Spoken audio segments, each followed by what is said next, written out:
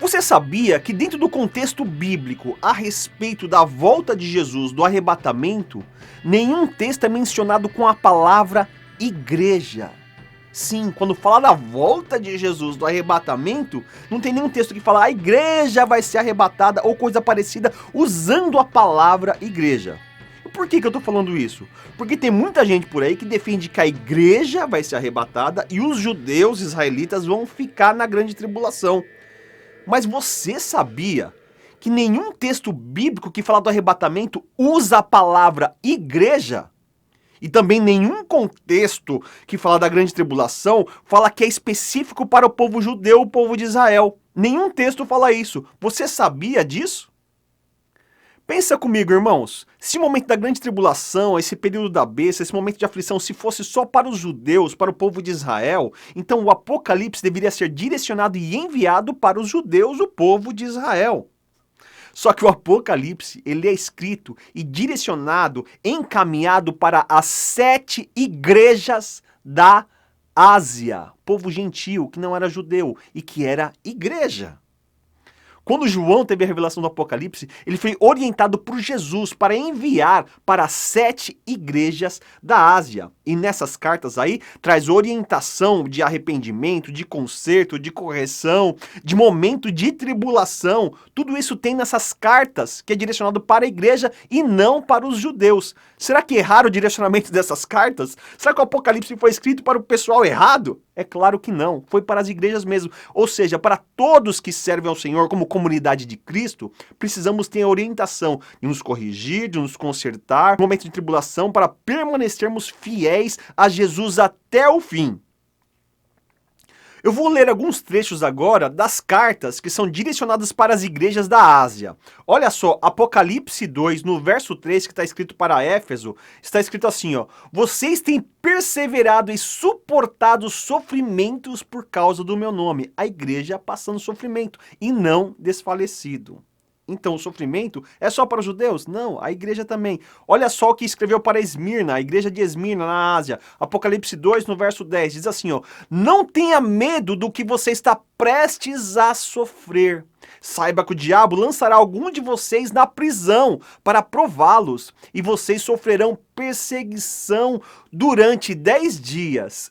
Seja fiel até a morte, e eu lhe darei a coroa da vida. Perseguição, tribulação, morte, para quem? Para as igrejas, para, no caso aí, a igreja de Esmirna. Então a igreja não está isenta disso não. Apocalipse 2, no verso 13, está escrito assim para a igreja de Pérgamo: sei onde você vive, onde está o trono de Satanás, onde o diabo está reinando, olha só.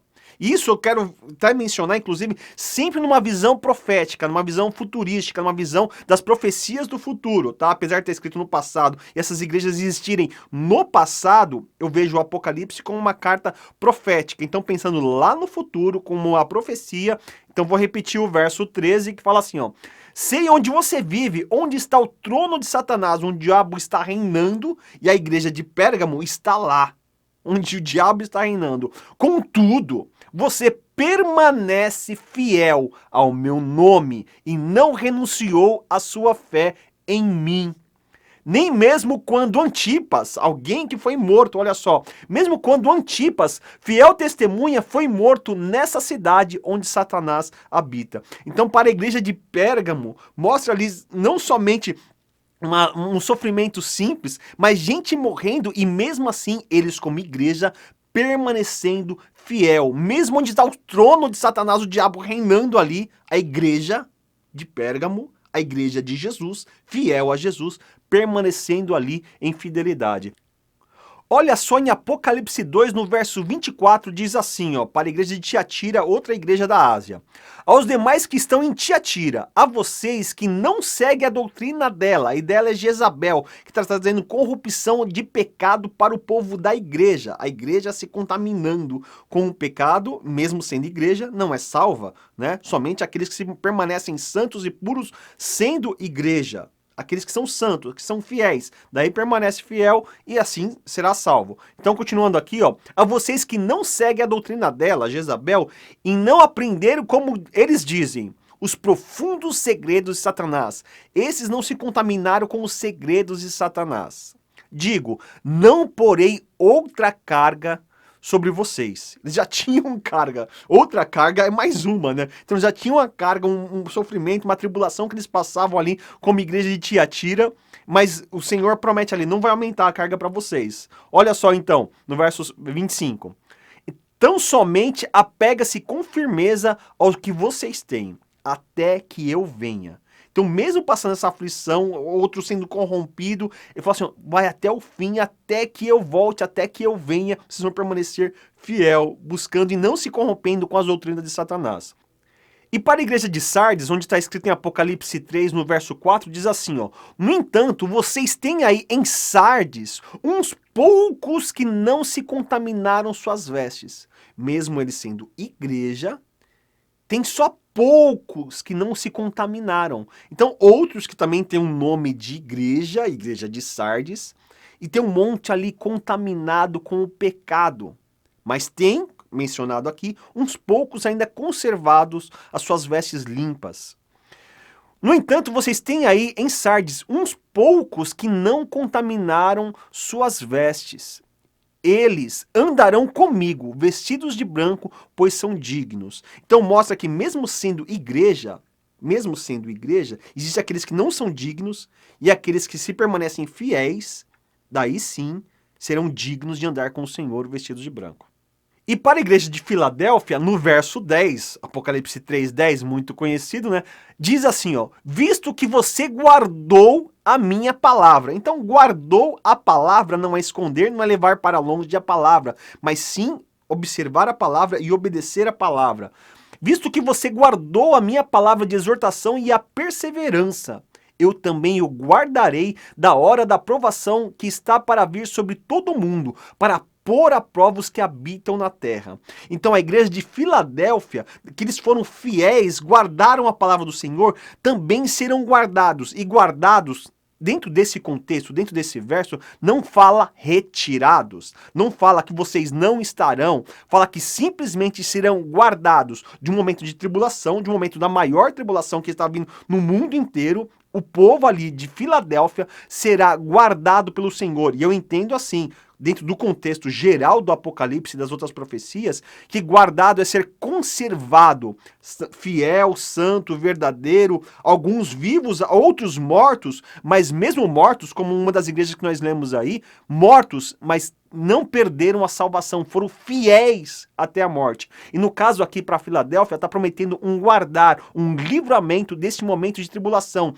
E repito, guardar não quer dizer ser retirado. Não é isso que a palavra e o contexto está mostrando. Não é para ser retirado, mas sim conservado, guardado na mesma circunstância dessa provação que está para vir sobre todo o mundo. Mas agora pense um pouquinho comigo, você que defende que a igreja foi ali prometida em Filadélfia, que a igreja vai ser retirada para não passar grande tribulação. Das 7 igrejas, só uma tem essa promessa, que vai ser retirada, e as outras sendo igrejas, sendo fiéis, sendo verdadeiras diante do Senhor, vai passar o sofrimento, vai morrer, vai ser perseguido, vai estar onde está o trono de Satanás.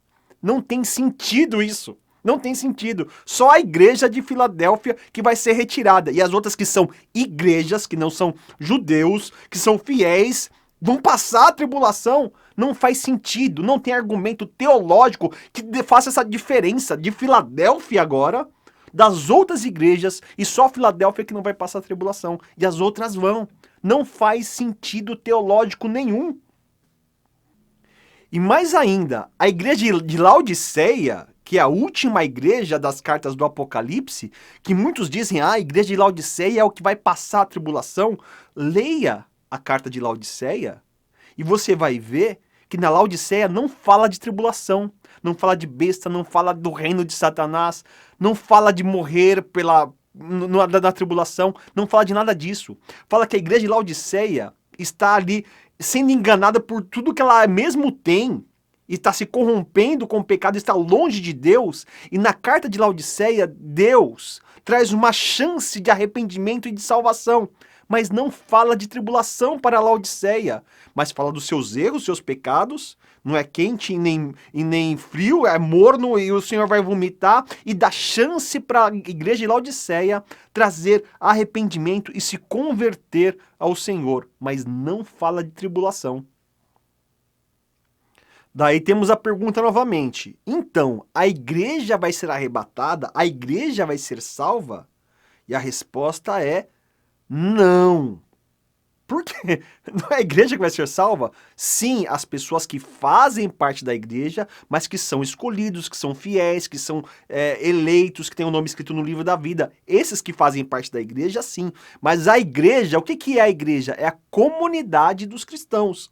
Aqueles que seguem a Cristo, aqueles que se reúnem por causa de Cristo, esses são denominados como igreja. Mas todos que fazem parte dessa comunidade, dessa junção de cristãos, todos são fiéis e verdadeiros, eleitos, têm escrito no livro da vida? Não. Então, muitos que fazem parte da igreja não são fiéis suficiente para serem arrebatados no dia do arrebatamento. Tá aí o exemplo da parábola das 10 virgens. As 10 são consideradas ali, todo mundo entende dessa forma, que as 10 das virgens, todas elas são igreja. Mas todas as virgens foram salvas? Não. Só 5 que permaneceram fiéis com essas lamparinas acesas, que entraram nas bodas ali do casamento. São todos que se denominam igreja, participantes da igreja, vão ser salvos? Não. Então, por isso que as palavras de Cristo na Bíblia, quando fala de arrebatamento, quando fala de salvação, na volta de Jesus, não menciona a palavra igreja, porque a igreja é um conjunto onde muitos ali estão corrompidos. Nós lemos ali na igreja de Sardes que existe um pouco do povo que está em Sardes que estão fiéis. Os outros estão infiéis. Então, nesse conjunto chamado igreja, nessa coletividade chamada igreja, muitos são fiéis, santos, verdadeiros serão salvos, mas muitos dentro dessa comunidade são infiéis, estão longe, estão corrompidos. Então, a igreja em si, existem pessoas ali salvas e pessoas que não são salvas. Então, por isso que os textos bíblicos, quando falam de arrebatamento, quando falam da volta de Jesus, não menciona a palavra igreja, mas fala escolhidos, fala eleitos, fala santos, aqueles que têm o nome escrito no livro da vida, aqueles que são fiéis, aqueles que permanecem fiéis até o fim, aqueles que são perseverantes. Aí sim, dentro desse contexto de igreja fiel, daí sim salvo. Mas igreja em si, nós sabemos muito bem, você sabe muito bem que muitos que fazem parte da igreja não serão salvos. Mas eu sei que sempre vai ter aquele que ainda vai argumentar falando, não, mas os judeus não reconheceram Jesus como Messias, então eles vão passar a tribulação aqui para reconhecerem, para se converterem a Jesus. Existem aquelas pessoas que fazem assim. Daí primeiro eu falo assim, o que você tem contra tanto aos judeus? Você é antissemita? Você quer que ele realmente passe a tribulação? E a gente, como igreja, não merece passar a tribulação? Sendo que a história de igreja sempre foi passando tribulação. Os primeiros séculos é a igreja sofrendo por amor a Cristo. Muitos morrendo, muitos pro Coliseu, sofrendo perseguição duramente pelo nome de Cristo. E será que nós, desse século, somos crentes melhores do que os primeiros séculos dos crentes que passaram grande tribulação e nós não podemos passar a tribulação? Será que somos melhores do que muitos crentes em outros países que ainda sofrem perseguição nos dias de hoje e são mortos por amor a Cristo? Nos dias de hoje sofrendo perseguição já em alguns países, é realidade já muitas tribulações. Será que nós não podemos passar? Somos tão bonitos e tão lindos assim? Sendo que a história da igreja sempre foi passando tribulação e perseguição em nome de Jesus. Nós seremos livres dessa? E os judeus não, os judeus têm que ir. Não tem sentido isso, irmãos. Não tem sentido. Independente da sua nacionalidade, você é judeu, brasileiro, mexicano, americano, japonês, independente da sua nacionalidade, se você reconhece Jesus como seu salvador, você vai ser salvo por Jesus. Ponto final. Independente de qual sangue, de qual nacionalidade, de qual cultura você pertence. Jesus é quem salva. Inclusive, já falo para você, se você não está seguindo Jesus, se você não obedece Jesus, não perca seu tempo, porque uma hora vai chegar a sua morte, ou Jesus vai vir, seja qual for o momento, você precisa permanecer fiel a Jesus para ter a sua salvação em Jesus. Agora, a tribulação vai ser para todos. Agora, aqueles que permanecerem fiéis até o fim, sim, aí serão arrebatados e salvos. É assim que a Bíblia mostra. E se você tiver algum argumento bíblico diferente daquilo que eu falei, eu sempre deixo os comentários desse vídeo aqui aberto para você colocar o verso bíblico para me ajudar a esclarecer alguma coisa. E se tiver alguma coisa contra, fica à vontade, pode fazer os seus comentários aí. Lembrando que temos também o livro Apocalipse em ordem cronológica, onde eu coloco os textos bíblicos proféticos na ordem cronológica dos acontecimentos para ficar mais fácil o entendimento. E nesse livro aqui eu falo mais sobre a igreja durante a grande tribulação também, junto com textos bíblicos mostrando tudo isso. Não deixa de dar o seu like aí, isso aí é gratuito. Tá? Se você quer comprar o livro, tem o link na descrição aí para você encontrar alguma loja virtual aí para você poder comprar o livro. Agora, o like aí é gratuito, gente. Põe o like aí que me ajuda na divulgação deste vídeo. Se você não é inscrito, se inscreva no canal. Sempre tem vídeo parecido com esse, procurando sempre trazer a verdade da palavra bíblica a respeito das profecias do futuro, porque a intenção aqui é desembaralhar o futuro. E ficamos por aqui em mais um vídeo do canal Desembaralhando o Futuro. E até o próximo.